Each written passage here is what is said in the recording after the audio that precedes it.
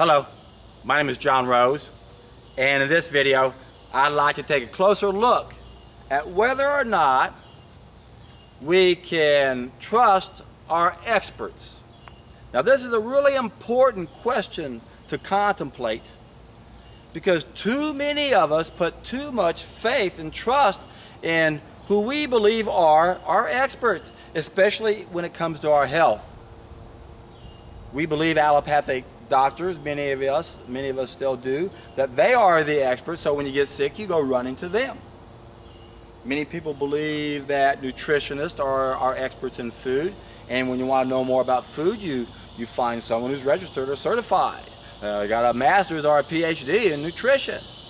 And yet we find that these are not our experts for the reason I've said over and over and over. There's a small group of people who own and control every major sector of human endeavor. That includes our educational system, to make sure we can misdirect all of our so-called experts so that none of them, and therefore none of us, ever figure out there's a simple solution to solve most of our problems. And it's all diet related. Everything has to do with us satisfying our needs, and we're not doing that. And what's this guy doing, I wonder? Oh, they're stopping. Stay there, Sienna. Okay, so again, we can't trust our experts. And I always love people who are skeptical. We need to be skeptical for a good reason. But we're being skeptical of the wrong people. We need to be skeptical of our so-called experts. And there are two books I highly recommend everyone to read. One is called Trust Us, We're Experts by Sheldon and Stauber. And the other is Food Politics by Marion Nestle. It's hard to know which of these two books I want to start at because they both tell really good stories, and I can digress for quite a while on either one and lose track of what I'm even out here to say, except to keep in mind that we can't trust our experts, and these books point that out. Let's go to Trust Us, Our Experts first. To give you a real good understanding of what this book is all about, in case I don't go into it in much depth here, go to an article written by Dr. Tim O'Shea on his website, The Doctor Within, and the article is called The Doors of Perception: Why Americans Will Believe Almost Everything. And he does a really good book review, sort of this book, Trust Us, We're Experts, where they point out that a 1998 study published in the New England Journal of Medicine found that 96% of the peer-reviewed papers had financial ties to the drug they're studying. So where's the scientific proof? Where are the studies? If you rely on studies, if you believe in studies, you're being duped and tricked. We don't live in a healthy world. We live in a sick world. Well, we can't trust our experts. And they point this out in this book. He points out, they point out how Sigmund Freud's nephew, Edward Bernays, took his uncle's ideas and he used them to brainwash the masses. And he is considered the father of spin, which is the first public relation firms. And these organizations were established to make bad people look better. Especially Rockefeller, for example. He had a bad image, so they had to make his image look better. That's what a public relations firm does. They lie to the public about bad people to make them look good. To make good people look bad. That's their job. We're being duped. We're being conned. We're being manipulated in ways many of us don't understand. This will be an eye-opening book for you to read to see how you've been conditioned to believe a certain way. It's called conventional wisdom. I mention it all the time. It's when everyone believes the same thing. It's because those beliefs are contrived. They've been paid for. Media bit after media bit after media bit. Bombarded by bullshit all day long to believe a certain way. Especially that our experts are our experts. And Trust Us, We're Experts clearly proves that our experts are not to be trusted. Interesting, what they said about how these PR firms worked is they said, you can't go out and toot your own horn, so what you got to do is you got to have these third independent people come out and say, oh, aren't they great? And it turns out, of course, you own those independent entities that look like they're for the public good, but they're owned and controlled by the bad people who just want their image to look better. So that's the idea behind PR firms and how we're being manipulated and how we can't trust our experts. Now Marion Nestle, an interesting woman, I was reminded of her the other day, and I was reminded of her a while back, thinking I should really do a show on her, because when I first got into this long ago, what she said really caught my attention. You see, she was the chief editor of the first and only Surgeon General's report back in 1988. That was her job. She worked from 86 to 88 for the government in this field, and that was her job to be the managing editor of what was going to be an analysis of all the latest research at that time. And supposedly it was supposed to happen every 2 years, but that was the end of it. And she said that on the first day of her job, they sat her down and they said, look, we don't care what you're going to be reading with all the latest research. The only thing that matters is you cannot turn around and tell the public to eat less meat. In fact, you can't even say anything about any food, for the obvious reason these big food giants are in bed with the government. You see, if you have a big business and you got all these employees, you got vice presidents, one of the best ways, or actually the way you promote yourself to higher levels in that agency, is you get out of that, not that agency, but in that companies, you get out of that and you go into an agency like the Food and Drug Administration, where you see a revolving door where people work for Monsanto. They come in and they're the chief of the FDA, and then they go back to work with a bonus. Good job. So you're still working for them. So that's kind of like you got 2 jobs in one. That's a big bonus when you take on that job. And we see this all over the place. I've got a huge file on this where you see it all over. You see the Secretary of State becoming the defense minister. You got people like Dick Cheney, who owns Halliburton. What do? They destroy things, they build them up. They destroy things, they build them up. They're just taking advantage of us being sick, knowing, hey, let's create the wars. We'll bombard the place. We'll finance. We'll give them all the stuff to do that, and then we got to build it back up. I'll go do that too. And what do they do? They become the vice president.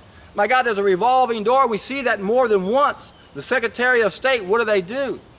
We see people that become head of FDA that work for Monsanto. I mean, it's all over. So we can't trust our experts. We can't trust politicians. Big money is bribing our politicians. That's why I said if we just follow the understanding of Adam Smith with the Wealth of Nations, knowing that there's 3 groups. One is those who live by profit. They don't have the same motives as the other 2. Let's not let them communicate with anybody that's in the government, because that's what the government is for most people. It's like a big tit, a big financial mother tit that people suck off of, and it's a source of revenue. If you understand anything about business, as I do, you realize that in a business, one of the most important things in that business are the sales. That's why when people go into business, we're in at sales, and they say, hey, I can do that. Or they're in the accounting end, they go, hey, I know how it's done. So those are usually the 2 main people that get into business. Sales, number 1, is huge. That's why they get paid so much. So when you look at your sales, how was I going to say this? I was just thinking of this morning. And now I'm thinking maybe, well, I'll just go with what I did this morning. What you do is you think, well, where are our clients coming from? Where's our business coming from? Well, we know the government needs things done. So this is a big source of revenue. So what you do is, again, you get your employees to go work there, or you bribe those people. You see bribes all the time. They just came out recently where they say, hey, we bribed these Harvard professors to lie about heart disease and not implicate the harm of sugar. And damn, I hate that word. We got to be more explicit with our words, because now fruit is sugar. No, it's not the same thing. You got the sugar that's in the food that wants us to eat it, and then you got the sugar that's been processed and has no nutritional value whatsoever. It has 0 value. In fact, I updated my file on sugar the other day, and I looked at a post by Durian Writer who was saying that sugar is a nutrient. And I'm thinking, what? How can you think sugar is a nutrient? It doesn't have anything in it, and it robs the body to process it in order to use it, so it's a negative food. And now we know what it does to the walls of the arteries and the veins, the arterial linings. We know it damages it. That's what is leading to the heart disease. Anything that doesn't belong in the body can create inflammation. That can lead to damage of the cells. So there's a lot of things that can contribute to the heart disease. but it's mainly things that don't belong inside of us. Even waste byproducts like homocysteine, for example. Yes, that can be a problem if you don't understand your B12 levels. You need to have B12 to keep your homocysteine levels low. You also need folate or folic acid to keep those homocysteine levels low, which is what's killing most meat eaters. And God, all you need is 23 calories of romaine lettuce to get all the folate you need, which is 4.74 ounces, less than 5 ounces of romaine lettuce, a third of a head of a lettuce, or less, depending on how big that head is all you need to get all the folate you need in one day. And you got to get that B12. So there are a lot of things that can damage the inside of our arteries, our blood vessels. And then what happens is cholesterol comes along to repair it. Cholesterol is good. Cholesterol helps deal with acid. That's why our lymph system is cholesterol based. It's lipid based to deal with the acid side of chemistry. So when we see cholesterol, we see acidity, we see damage. The cholesterol is coming in to help the body. Where we get in trouble is we cook our food. Now it's oxidized cholesterol. Now it's oxidized fats. Now we have damaged fats that are damaging the arteries, just like the refined sugar is damaging the arteries. And is fruit juice going to do the same thing? Potentially. But we always got to weigh the pros and cons when we're doing a juice fast, thinking, my God, I got a serpent inside me, I got all this other garbage inside me. If I do a little damage maybe inside my blood vessels that I can heal later, it's a fair trade.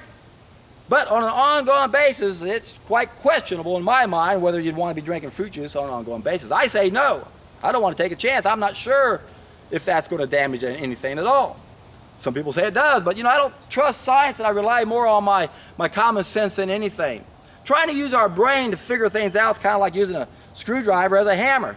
It might work, but when it comes to nutrition, we're better off using our natural instincts, but we lost our natural instincts. That's one of our problems of knowledge. I listed it in my system, in my special teaching tool I created. I've identified it as a major problem, is that we lost those natural instincts that tell us what to eat, how much to eat. And it only works when we eat our natural food and if it's grown on fertile soil and it's ripe when we eat it.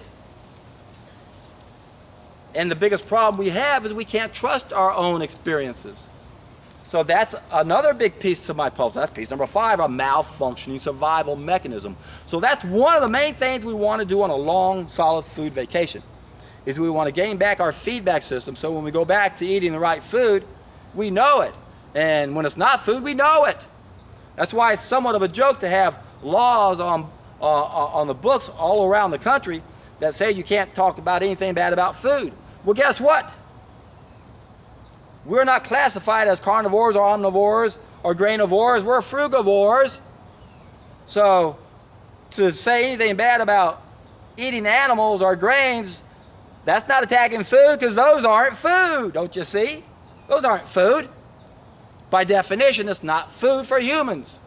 We're not biologically adapted to eat food that doesn't fit our anatomy. And when you look at our anatomical characteristics, there are about a dozen of them that clearly indicate where we're supposed to be. The most important one, the only one I think that matters, is the length of our intestines. Virtually every animal I've ever seen that eats meat has a real short intestines for a reason, to get rid of that crap.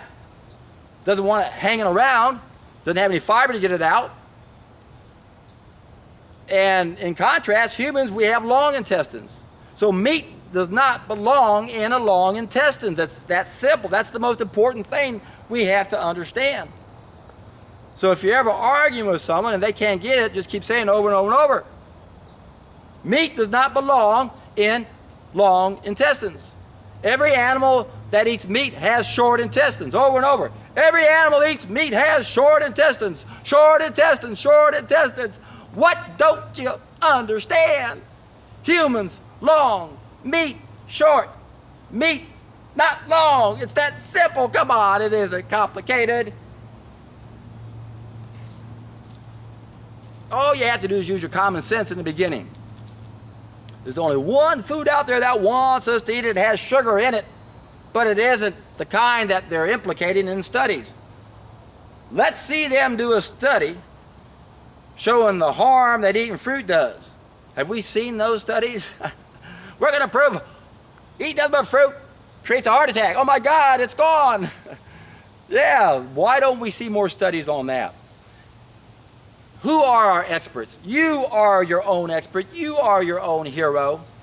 Don't trust anyone else, and don't even trust yourself in the beginning. You have to get educated. You have to understand that when you correct these mistakes, you might feel a little worse before you get better.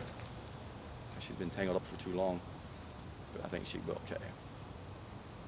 And if that happens, understand what's going on. Make sure you can differentiate between what is a cleansing reaction and is there something else going on. You know your own body. The only problem is I've had people calling me up saying, oh my God, I got to go to the emergency room. Ah! Next day they're fine. So, I'm not a doctor. I don't diagnose and prescribe anything. And I, don't tell me what you got. Tell me what you do.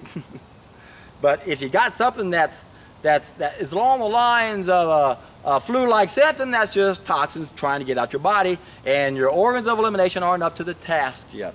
So go down below to a seminar I gave on how to do a solid food vacation. It's the first of my 3-step process. It'll tell you how to support your organs of elimination. I've done other videos that go into more detail about how to break the fast, how many calories you need on your fast, what to eat after the fast. And I also uploaded a couple videos to help motivate you. There's a really good interview with Dr. Roba. I highly recommend starting with that. He was on day 21 of a juice fast. And I uploaded a video with 6 people on the Deborah Duncan show, and you can see the results that they got. And then then go down to the seminar. Take good notes. You got to take notes. You got to come up with your own written game plan. I don't want to write it out for you. You want to write it out. You want to design it. You want to understand it. You want to live it and breathe it and help teach other people. That's part of the hero's journey once you get going. I guarantee you, once you do this and realize how powerful it is, you're going to want to help other people, because that is where the real treat is, my friends.